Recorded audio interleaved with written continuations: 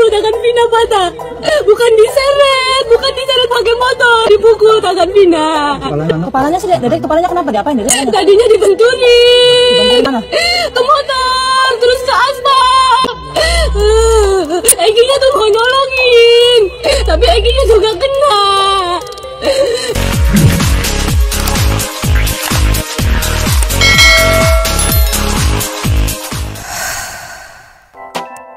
Assalamualaikum warahmatullahi wabarakatuh.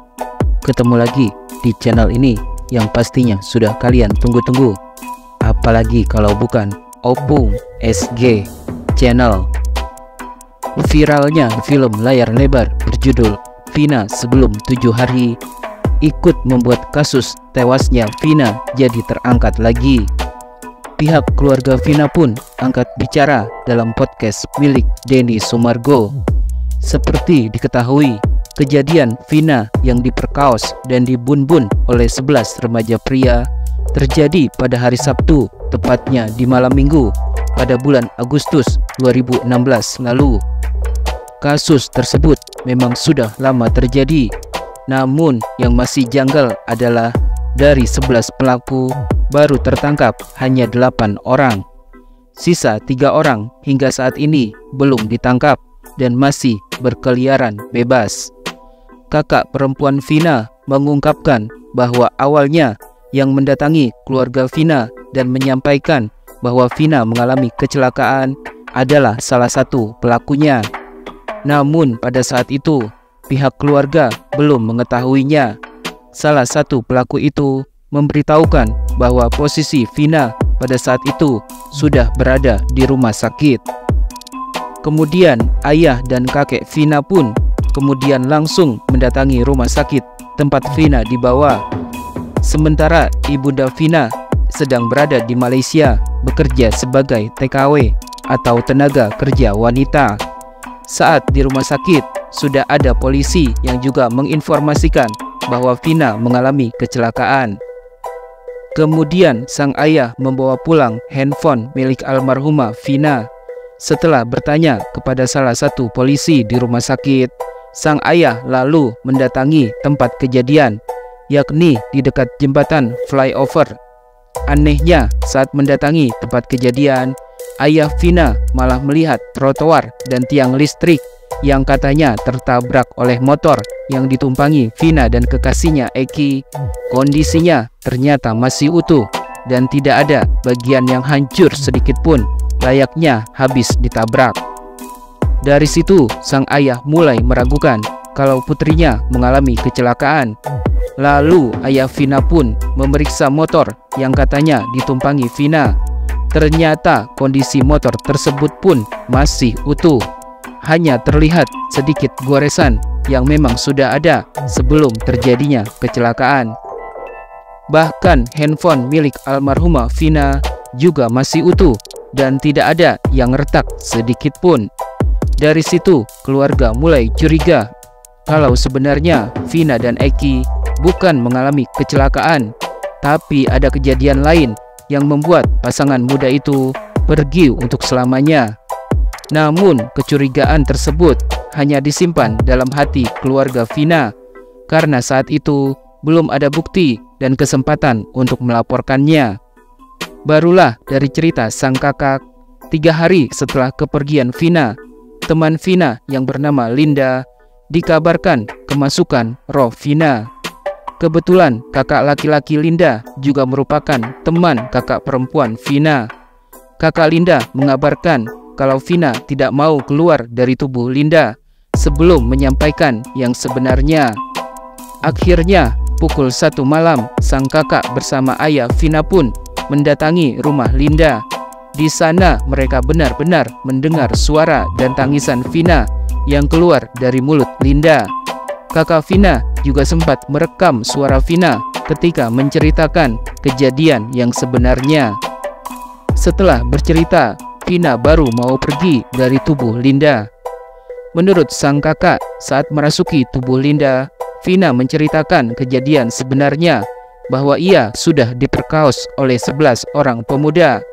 Menurut sang kakak, apa yang diceritakan Vina memang sesuai dengan kondisi terakhir sang adik. Bagian-bagian tubuhnya yang remuk pun sesuai dengan yang diceritakan Vina. Dari situ, keluarga Vina semakin yakin kalau Vina bukan mengalami kecelakaan, tapi diperkaos dan dibun-bun hingga akhirnya menghembuskan nafas terakhir. Akhirnya, sang kakak membawa rekaman suara Vina itu ke kantor polisi dan menceritakan kejanggalan-kejanggalan yang terjadi. Barulah dari situ polisi bergerak untuk mencari para pelakunya. Dari informasi yang dicari polisi, ternyata ada seorang pedagang sate yang bersedia menjadi saksi dan menceritakan kejadian sesuai dengan yang ia lihat. Setelah para pelaku tertangkap, barulah pihak keluarga Vina diinformasikan oleh pihak kepolisian. Menurut kakak Vina, awalnya yang tertangkap ada 7 orang yang diamankan ketika ketujuh pemuda tersebut sedang asik menikmati minuman keras di markas tempat mereka biasa berkumpul. Dari semua handphone milik ketujuh orang itu, akhirnya diketahui bahwa mereka sebelum kejadian memang sudah merencanakan semuanya, mulai dari menggiring Vina dan Eki hingga akhirnya memperkaos Vina beramai-ramai. Kata sang kakak, awalnya para pelaku tidak ada niat untuk membun-bun Vina dan Eki. Namun karena saat itu Vina sempat membuka mata dan melihat para pelakunya, akhirnya mereka memutuskan untuk membun-bun Vina dan kekasihnya. Dari cerita sang kakak, ternyata awalnya otak dari semua pelaku yang bernama Egi sakit hati karena cintanya berkali-kali ditolak oleh Vina. Dan Vina lebih memilih Eki untuk menjadi kekasih hatinya. Anehnya lagi, hingga saat ini Egi dan 2 pelaku lainnya masih belum bisa ditangkap polisi. Sementara 8 pelaku lainnya sudah disidang dan menjalani masa hukumannya di dalam penjara. Dari cerita Vina, diketahui kalau Egi sudah berkali-kali cintanya ditolak oleh Vina, mulai dari cara yang halus sampai yang kasar. Yakni Vina mengaku meludahi Egi karena kesal dengan sikap Egi yang selalu berusaha melecehkan dirinya, padahal cintanya sudah berkali-kali ditolak. Dari rasa sakit hati itulah Egi pun mengajak teman-temannya untuk memperkaos Vina secara bergantian. Menurut sang kakak, saat diperkaos, mata Vina dibuat dalam keadaan tertutup agar tidak bisa melihat wajah para pelaku. Namun pada akhirnya Vina masih bisa membuka mata dan mengenali para pelaku. Hingga akhirnya para pelaku pun langsung membun-bun Vina. Menurut sang ayah, di tempat kejadian, Vina sempat merangkak untuk menghampiri Eki, kekasihnya, yang ternyata sudah lebih dulu tiada. Karena itulah pada kondisi terakhirnya, Vina terlihat memegang tangan Eki. Bahkan saat di rumah sakit, Vina masih dalam keadaan hidup, namun bicaranya sudah tidak jelas. Sementara itu, sang ibu yang sedang bekerja di Malaysia baru bisa pulang setelah 40 hari kepergian Vina. Karena sang ibu kondisinya sangat syok dan tidak memungkinkan untuk pulang ke Indonesia. Dari cerita sang kakak, pada malam kejadian sekitar jam 7 malam, Vina berpamitan akan pergi makan bersama keluarga Eki, kekasihnya. 8 pelaku yang sudah tertangkap akhirnya mengakui perbuatannya. Salah satu dari pelaku ternyata masih di bawah umur. Ia mengaku mau melakukan perbuatan tersebut karena dipaksa oleh teman-temannya. Pelaku yang di bawah umur itulah yang pertama kali mengakui perbuatannya, dan ia juga yang menginformasikan ada 1 pelaku lagi yang akhirnya ikut ditangkap, sehingga semua yang tertangkap genap baru 8 orang. Sang kakak mengatakan bisa mengetahui bahwa Egi adalah otak dari kasus tersebut karena semua pelaku menyebutkan nama Egi sebagai orang yang menyuruh mereka melakukan perbuatan keji itu kepada Vina. Bahkan dalam rekaman suara Vina ketika merasuki tubuh Linda, Vina menyebutkan bahwa otak dari semua pelaku adalah Egi, dan Egi sudah kabur agar tidak tertangkap. Menurut sang kakak, semua keluarga pelaku tidak ada yang meminta maaf kepada keluarga Vina. Bahkan saat di pengadilan, seluruh keluarga pelaku malah menyangkal perbuatan para pelaku yang umurnya rata-rata masih 20 tahunan. Menariknya, saat sang ibu pulang ke Indonesia, arwah Vina kembali memasuki tubuh Linda dan mengatakan ingin bertemu dengan ibunya. Padahal saat itu tidak ada yang tahu kalau ibu Vina pulang ke rumah.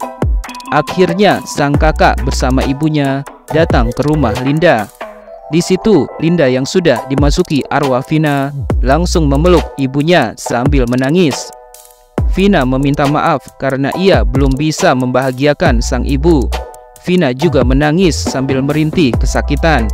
Saat itu Vina meminta kepada sang ibu untuk mencari para pelakunya.